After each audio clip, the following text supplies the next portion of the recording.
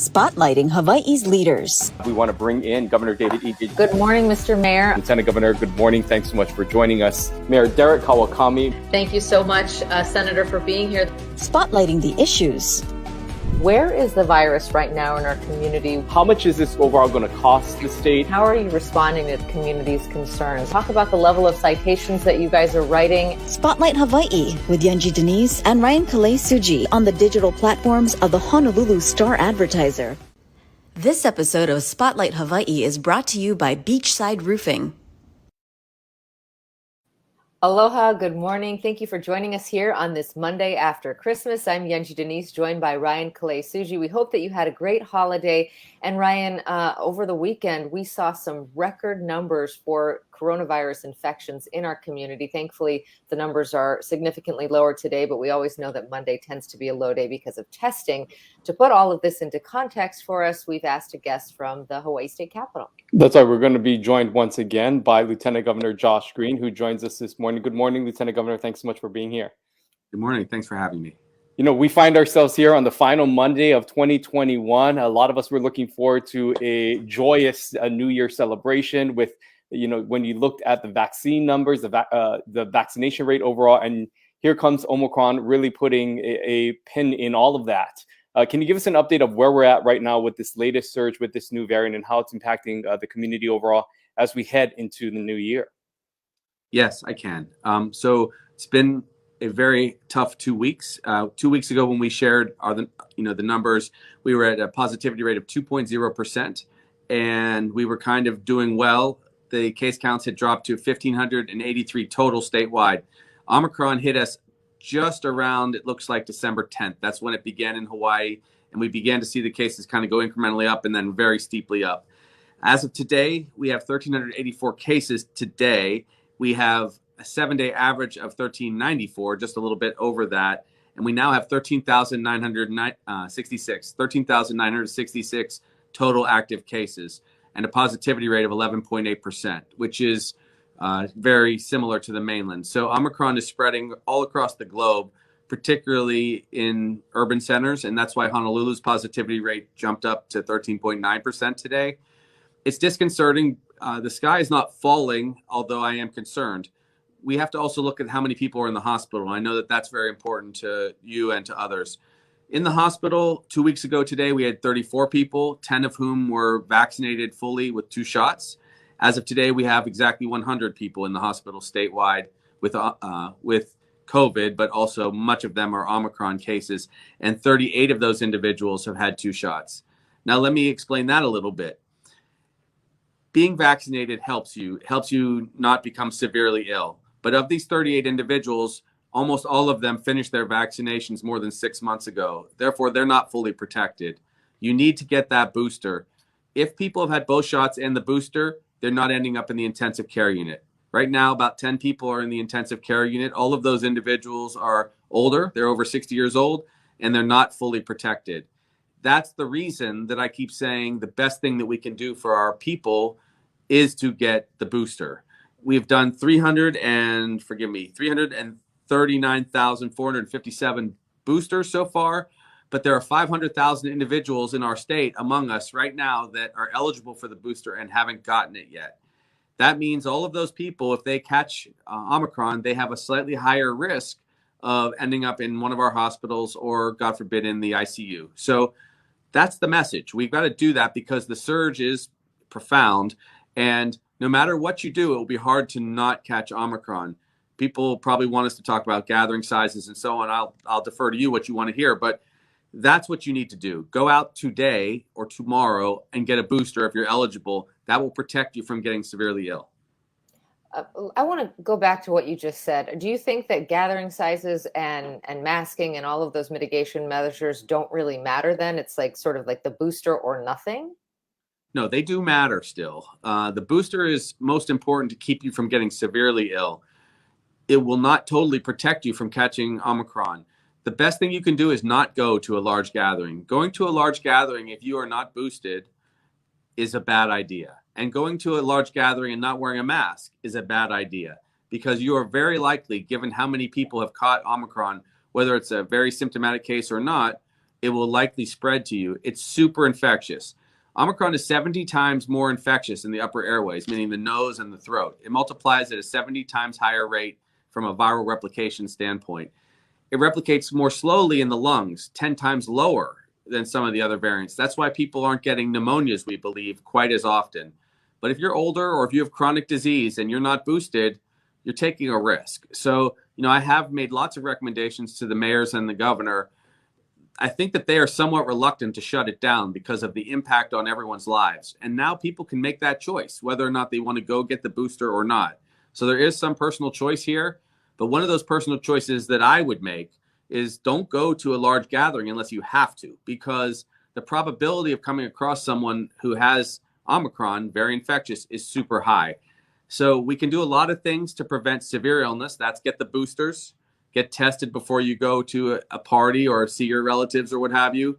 But you can also avoid these large gatherings. I don't want to be too mean toward like nightclubs or what have you, but that is another challenge. You have a lot of young people that are choosing to not get the booster and not wear masks. And not everyone is in that same boat, but we've seen pictures, and that's where you get super spreader events. So make smart decisions and you'll be fine. But we are going to see our case counts go like they did, 34 to 100, very likely to over 200 2 weeks from now. Hopefully that's when we'll see the peak. And we think that things will start dropping off. We're hopeful sometime mid-January. But for now, go get your booster so you're not one of the individuals that's very sick. I'm wondering if you can give us an update on what we're seeing with our children. I mean, we know that they were the last group of people in our community that were able and eligible to get the vaccinations, those in that range of 5 to 11. Are we seeing a significant uptick in any hospitalizations of children in that age range or younger for those who are not even eligible to get any form of vaccination at all? I'm glad you asked that question. So as the father of one of those children, Sammy, he got both of his shots, okay? About 30% of our kids between age 5 and 11, I believe, have now had their shots and got their second shot. We're not seeing a lot of severe illness amongst them. They're getting fevers. They're getting upper respiratory signs like runny nose, sore throat, but they have not been hospitalized in significant numbers. I spoke to the leadership over at Hawaii Pacific Health, Kapiolani, who do a great job caring for kids, and they have not seen many cases as far as kids getting hospitalized or going to the ICU. That doesn't mean that children can't spread the virus and that we shouldn't protect them. Like I said, as a dad, as a doctor, we got our 11-year-old vaccinated. But it's more important right now that we get our kupuna vaccinated, our 60-year-olds, our 70-year-olds, our 80-year-olds. Those are the ones that are going to suffer if they're not fully vaccinated. So the more people, the better in society, because we're talking about a public health problem, which means spread can go from any group to one to another. It can be in schools, it could be to our teachers and so on. But the most important group to get those shots are the elderly. I don't think people between 60 and 70 are particularly elderly, but they have had a higher rate of hospitalization and intensive care unit hospitalization. This hit us, this new sort of resurgence hit us right when kids were out of school. Are you concerned about kids going back to school in a week or two, and what that could do? Especially, there's a lot of questions here. Here's one from Stacy. Will children 12 to 15 be able to get boosters anytime soon? There are some other comments about Melanie here says, my daughter who's 14 is due. She's at high risk for exposure. When were the guidelines for boosters changed to include 12 plus? There is this concern that we bring all these kids back to school. They haven't been in school. Could we see a resurgence there, especially since they don't have the booster available to them? We could. They will not get severely ill because children in general haven't gotten severely ill, but they could catch Omicron. I can tell you my daughter, who is 14 and is about to have her 15th birthday, is also eligible, as her vaccination was 6 months ago, but she's not able to get a shot because it hasn't been authorized. In other words, she's just more than 6 months out, but not approved per those questions. I think that, yes, in the next couple of months, they will approve booster shots for ages 12 and up. It's now 16 and up, and they just are waiting on that data to make sure that we don't see any uptick in some of the side effects, like the inflammation of some tissues, like the heart, the myocarditis. That was an issue amongst young males. Not a high risk, but it was there. So that's the studies and research that's going on. I would definitely recommend a booster as soon as they authorize it for my kid. So one more time, right now, boosters are only authorized for people 16 and older, if people are watching our show right now. But I do expect in the next couple months them moving it down to age 12. And then subsequently, this will ultimately be a 3-shot series for everybody. I'm almost certain of that. We'll also probably move the definition of completely immune or completely vaccinated to a full 3 shots sometime in the next couple of months. So keep your ears peeled, because that will be a very significant recommendation when the time comes. Another area that has continued to be impacted by this is travel overall, and really changing the way in which people are making plans moving forward, if they should travel to Hawaii, if local people should travel during this time. Of course, the Department of Health director has said out there that it's maybe not a good time to travel right now. If you could change your plans, maybe this is not the best time to be flying. We do have a question from David saying, how safe is it not to test all travelers upon landing? Is there any changes in the works that could be coming to the Safe Travels program to include this testing, requirement to be added back in, even with those who have been vaccinated? Can you provide any updates on what's happening there? I can, but I need to make some clarifications for David and others. We never had a testing upon landing protocol because it's not legal. We're not able to force people to do that. The testing protocol was within 72 hours of departure, and otherwise people would go into quarantine. Our only capacity legally is to force people into quarantine if they don't meet a standard. We do not have the adequate testing in our state to test. We had 35,000 people come in yesterday, 35,297 if you include all of our people and all of the people that fly the planes and are working on the planes and all the passengers. To do 35,000 tests would be about triple what we have the capacity to do in our state on any given day. And we need those tests for people who are sick here and who are symptomatic and who might need to go back to work. So that's not possible. It is possible, though, to require testing before travel. And that is something we're discussing again. Right now, you either have to be vaccinated or tested within 72 hours.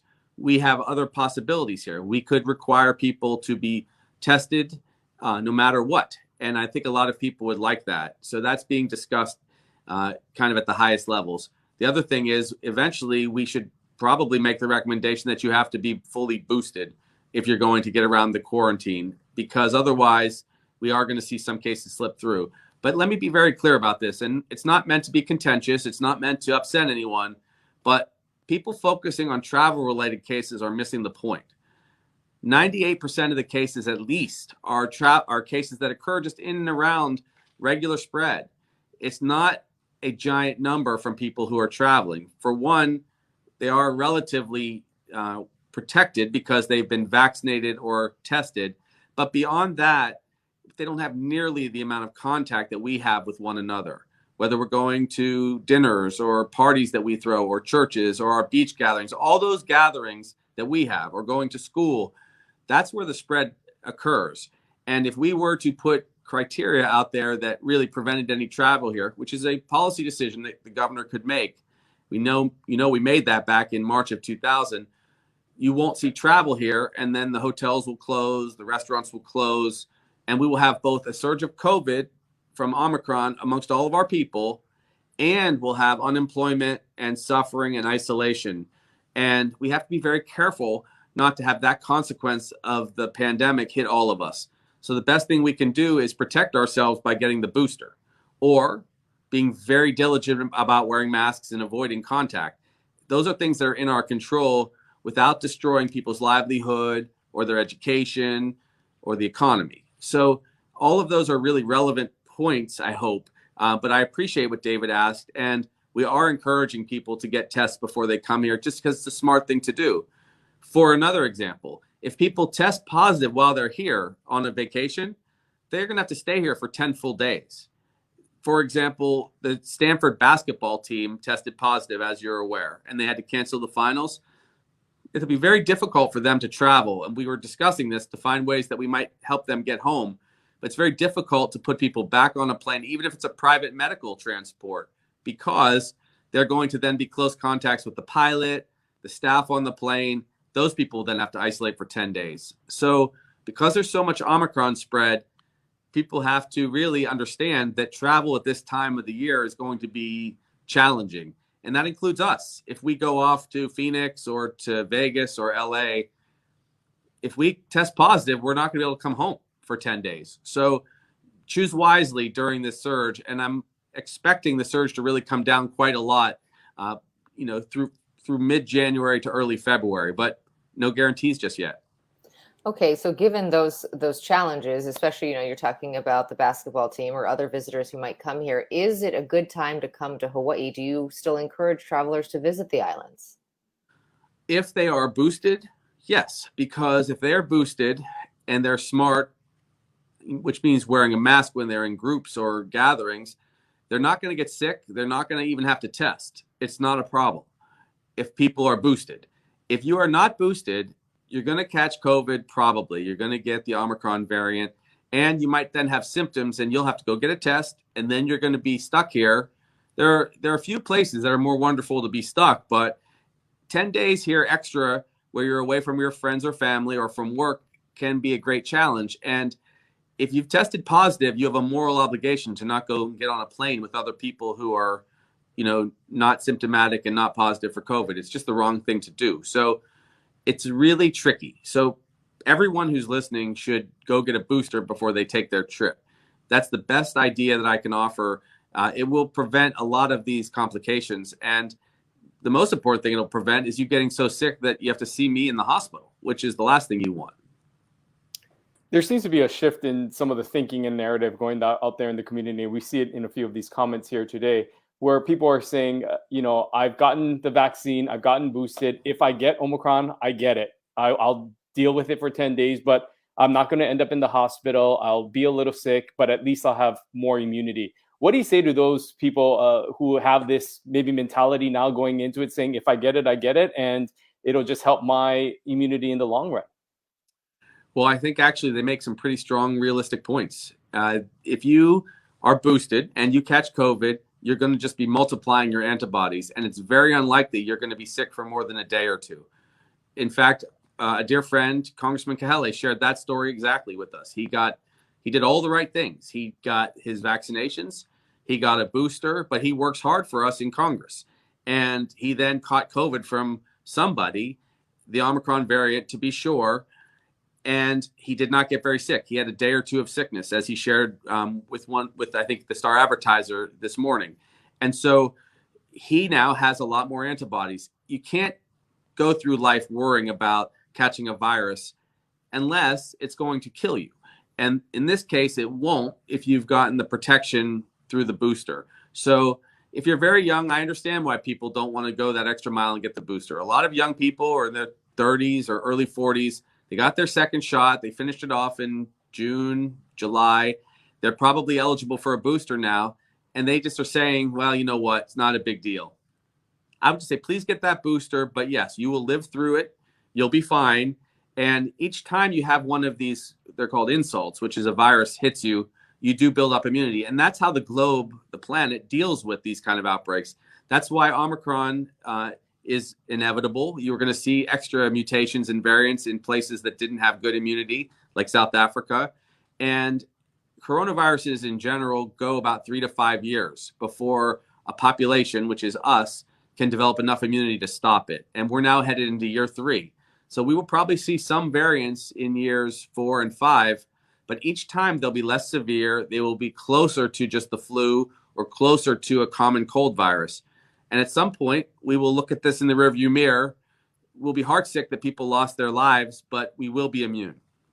Let's talk about that hospital capacity that we were talking about earlier. Are we going to be getting any federal help when it comes to, nurses and experts, other doctors and what have you, specialists, that's the word I was looking for. And what's the status of that? And really, at what point, what is our ceiling on this? Because, we hit that terrible benchmark yesterday, over 2,200 cases. That was the most, I believe, for a single day. Where does it end, essentially? Okay, well, it ends when the virus has no more people to infect. And those people are the people who are boosted and those who caught the virus already. Those people will not get badly infected. So our hospitalizations will then drop off again. Right now, we're kind of going up the slope of this surge. I expect it it looks like to peak sometime in mid-January, and then we'll come down it. Hilton Rathel and the Healthcare Association is working very hard with General Hara and Director Char to make sure we get extra personnel. They've targeted over 700 additional nurses and respiratory therapists again. We already had 200 people that we had pretty quick access to because they came and stayed on some of those contracts. So they will get activated. It looks to be something around the 10th of January, just in time for the surge. They've been very diligent about this. And so those personnel will help us once again. This time it's a little different in the hospitals. When we had our last surge, which went up to 448 people in September, early September in the hospital with COVID, the hospital was pretty empty because in the summertime, the census at the hospitals are lower. You don't have a lot of flu or pneumonia. Also, we weren't doing a lot of elective procedures then. So people weren't in the hospital for their knee replacement or their hip surgery or for, oh goodness, just so many elective procedures that happened. Now we've been kind of headed towards a relatively full hospital again because everything that's backed up over the last 2 years, people have been catching up and getting their healthcare taken care of. And we're now seeing the beginnings of this surge. If the numbers get high from Omicron over the next 2 weeks, don't be surprised if I humbly ask the hospitals to damp down some elective procedures for a couple weeks because we want to make sure we don't overflow the hospital beds. Also, the nursing staff can get exhausted because they see so many patients with Omicron and they themselves have been catching this virus. So they have to be out of work for a period of time. You saw that the federal government actually has begun to consider changing the rules for when healthcare workers can go back to work if they're asymptomatic after 7 days instead of 10 days, because you get so many healthcare workers out that we can't deliver healthcare under some circumstances. So that's a long way to say we're going to get over 700 additional staff in, it looks like, if we need it. The reason I'm really serious about this right now is because if you remember, when we reached our peaks in early September, you started hearing people talk about crisis standard of care, which is rationing healthcare. And I am completely and categorically against that. I don't think there's any circumstance in which Hawaii should ever have to do that because we can bring in more services, we can bring in more oxygen, we can bring in more treatments, we can get more boosters. There's so many things we can do rather than ever consider a rationing care. And so we have to be ahead of it instead of letting COVID and the Omicron variant kind of surge beyond us. It's really important to be prepared before those conversations start because they will happen in a lot of the states that don't vaccinate themselves.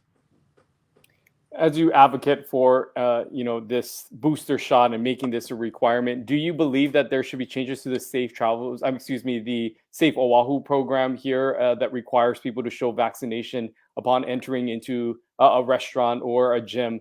Do you believe that it should now require 3 shots to include the booster on there to provide more support and protection? And what do you suggest for those maybe counties that don't require any sort of vaccination verification, like Hawaii Island, that doesn't have a program like this stood up? If they'd be wise to, if you're eligible, remember, if for example, someone got their second shot in October or November, they're not eligible, of course. So a person should be fully up to date on the vaccination, and they should probably be given a 30-day window to get it. You shouldn't have to get it on the first day that you're eligible, like after 6 months. But yes, and the standard for full vaccination is going to become 3 shots.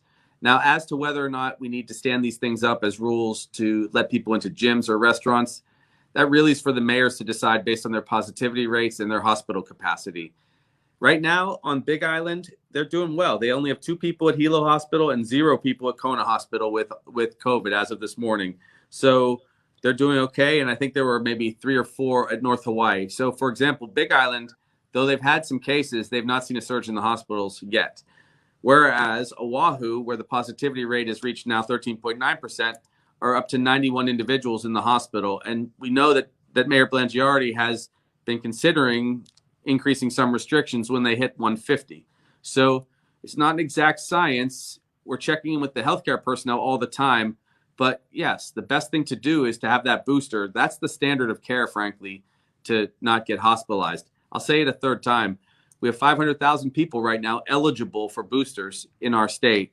All of you guys, I humbly ask you to go get that booster. I did. My wife did. It's the right thing to do if you don't want to get sick enough to go in the hospital. And I have seen people in their 50s. I'm 51 years old. I've seen people in their 50s end up in the ICU on a ventilator from COVID. So you can avoid that by getting the booster, and you don't want to do it just because you went to a gathering or a restaurant around the holidays. That's nothing that any of us want. So if people will do that, we're going to increase the hours. For example, good news at Queens, the Blaisdell site is going to now go 6 days a week, 7:30 a.m. until 8 p.m. to do shots, boosters in general. And at West, they're going to be from 7 a.m. till 6:30 p.m. 6 days a week, off Mondays. So basically 12 hours or so at each of those facilities. There's lots of available appointments at Hawaii Pacific Health. And I'm going to continue to press the governor and the team to increase extra public sites to go get boosters and tests. It's not easy because there are not a lot of extra tests around, but getting a booster is not too difficult. You really need to go do it. And then there's no way you'll end up a statistic. And in Hawaii, we have to protect our ohana. We don't have anyone else coming to our rescue, really. These 700 or so extra health personnel are great, but they'll only be here for 6 or 8 weeks, and then we'll be back on our own again. So you can do your part by getting the booster, and then we won't have a high hospital surge. I know a lot of us got those at-home test kits, very useful. Our family used them before our Christmas gatherings. But are you concerned that a lot of people may be testing themselves, finding out they're positive through a home test kit, and then perhaps just writing it out at home and not being counted in the case count? In other words, is there a lot of undetected COVID because people are doing their own detection?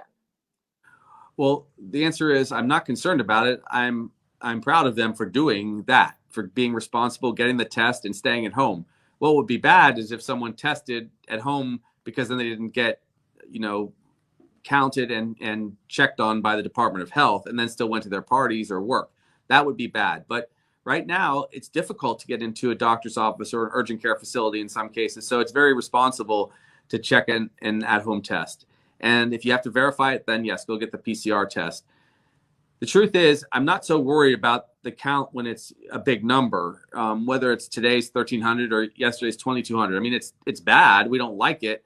But the hospital number and the severe case count is where we worry most. And that, when I say severe case count, I mean people in the intensive care unit. That's where you have to worry because that's where there are going to be fatalities. We now know that most people are going to catch Omicron if they haven't really protected themselves with boosters and probably mask wearing. It's just too infectious. So we all have these stories now, all of us. Over Christmas, we heard it. My wife's brother, that guy's wife caught it. And so he couldn't come to the Christmas party, right? Because he's in isolation with taking care of her. Our cousin's best friend caught it and they were out hiking. So they were close contacts. One of our children are in a close contact with someone from school. So therefore they have to lay low. So that means everyone has a close contact in Hawaii. We already knew about the coconut wireless. Now it's the Omicron wireless, okay? So it's really spreading like that, and we will get through it. We won't even get that sick if we're boosted or if we're young. Another question about the count number. When somebody, let's say, tests positive and they're counted towards that overall daily count number as one of those who have been infected, if that individual then takes a few other tests to follow up, because I have a few friends that have tested positive, and since then they have taken maybe 3 to 4 tests to find out when they show up negative, and oftentimes they are still positive. Does that positive result that they received maybe 3 or 4 times count towards that daily count, meaning that our overall number may be skewed because one individual could have had 4 positive tests, and yet they are being counted toward those daily counts overall? The Department of Health tries to redact those so that you only count once as an individual. I can't guarantee that they're not getting counted a couple times because the systems have a hard time catching up. And sometimes people test at different facilities. And so the person that's their technician might not know that they tested elsewhere. So I would not be surprised, Ryan, if people are getting double counted. But much more likely, there are thousands and thousands of individuals out there who never get counted, per what Yunji was guessing at in the previous question. So it's not an exact science as to how many cases we have each day. What is exact is the number I get from all of the hospital CFOs and chief operating officers and CEOs every morning by 8. All of them will tell me how many people are in the hospital, how many people are vaccinated, and how many people are in the ICU. Those numbers you can take to the bank. So with those numbers, we're able to see where we are as a healthcare community. The only caveat is it always takes about 2 weeks until we catch up with hospital numbers, because people tend to get sick, they catch COVID, and some people just get better, it's gone. Other people get sick, and for whatever reason, they get super ill and end up in the hospital. Need oxygen, need therapy. So it takes 2 weeks. It's a lagging indicator, but it is very exact. And so we're okay for now. Day by day, I'll be able to share that with you and the whole state. And we will use that number and our potential risk to guide how much extra healthcare we bring in, and whether or not the mayors need to be, encouraged even further to limit restrictions. Again, I'll say it would be wise to limit large gatherings. Don't go to a large gathering if you don't have to. Make that choice for yourself, and go get boosted if you haven't yet done it. These are two things that are completely within your own power, and they will prevent you from having a bad experience with this new variant.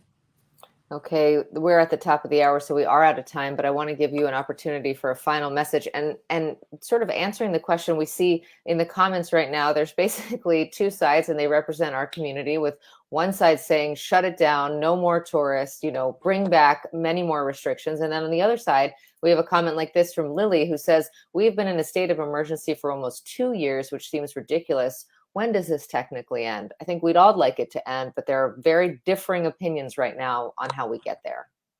Yes, well, it looks like the emergency proclamations are set to expire on the 29th of this month. And then the general management of a healthcare concern goes into effect, which is what it normally is. So I think that is reasonable. We always will want to be nimble to get extra resources available. That's what emergency proclamations can do. But I understand where she's coming from. And Jamie and I talk about this all the time. If people are responsible and they take the necessary precautions, they're not going to get particularly sick. And we know who to protect in our families. We each know who our kupuna are that are most vulnerable. Those are the people that we shelter and that we kind of wrap extra protection around so they don't catch COVID. That's the thing to do right now. There may need to be recommendations, and people will have to make up their own minds whether they adhere to them, because as we know, you can't possibly enforce all of these rules. But I can give you the best public health advice that I get, whether it's from the federal guys or the local guys or just my own medical colleagues. Get a booster, especially if you're over 60 years old. You won't regret it, because you'll be protecting your life and that relationship you have with your children and grandchildren. So please go get it. I recommend boosters for everyone who's eligible, and we will get through this surge. We definitely will. We've done it before, but it's going to be a little bit bumpy for the next 30 days. So if you need more updates, just tell me. I'll be there for you. All right, Lieutenant Governor Josh Green, thank you so much for starting the week off with us and informing us about things that are happening right now. It seems we're right back in it. Things change every day, but we appreciate you taking the time to spend with us this morning and answering the questions from our viewers. My honor. Take care. Aloha. Aloha. Great to hear from him, as always, and interesting to note that he put those hospitalizations in context. We've been focused, of course, on the case counts, but hospitalizations have tripled in the last few weeks, and that is concerning. Hilton Rathel and others are calling on the federal government to get those healthcare workers in the pipeline should we need them, which it sounds like could be very likely. The Lieutenant Governor also saying that in the next couple of weeks, he could potentially call for the hospitals to shut down elective procedures. And when we say elective, that doesn't necessarily mean, you tend to think something super minor, but that can be things that people really need, things like hip replacements, certain cancer treatments or surgeries that can be shut down in those events. We saw that in the last surge. We could see that again, but you did hear some cautious optimism and really, Ryan, pushing the booster. Yeah, a lot of talk about booster shots and really encouraging people to get that shot. You heard him say that 500,000 people are now eligible within the state for that booster shot. And so the Lieutenant Governor really pushing for further access. He did explain and announce that there are going to be extended hours at the Queens facility locations at the Blaisdell and also out in West Oahu, and really trying to advocate for maybe changes to the Safe Travels program to eventually include that third shot, and maybe changes to the Safe Access program to also make changes to include that third shot as a requirement. Overall, Lieutenant Governor, though, saying that it's very likely that people within our community are going to get it, and it's just a matter of personal responsibility, echoing the comments that we heard from Honolulu Mayor Rick Blangiardi last week in his press conference when discussing the surge. But overall, very optimistic about where we're at with the hospital capacity, with something that they will continue to watch. Yeah, and you heard him really echoing the mayor there. You're right in terms of also limiting gathering sizes, basically saying that it's not really going to be government that's going to do that. It's going to be the individual who decides for themselves that maybe I'll skip this party or I'll skip this conference or what have you, but really not calling for any limitations there. He's really putting all the focus, all his energy on boosters and not really worried about restrictions at this point. Well, as we move into the last week of 2021, we will continue on this conversation of how COVID-19 is impacting our community. Specifically on Wednesday, we'll be talking about its impact again to the tourism and hospitality industry. We'll be joined by the CEO of HTA, John DeFries, who will be on this program to talk more about any changes that are happening in the hospitality industry, as well as updating us on some of the numbers that they're seeing there and how the state is responding and moving forward in 2022 with this recent surge. We look forward to that conversation. We thank you for being a part of this very lively conversation here today. A lot of comments out there. We know that a lot of you have very strong opinions on what's happening, and we appreciate you taking the time to spend with us here on this Monday. We'll see you right back here on Wednesday at 10:30. Aloha. Aloha. This episode of Spotlight Hawaii is brought to you by Beachside Roofing.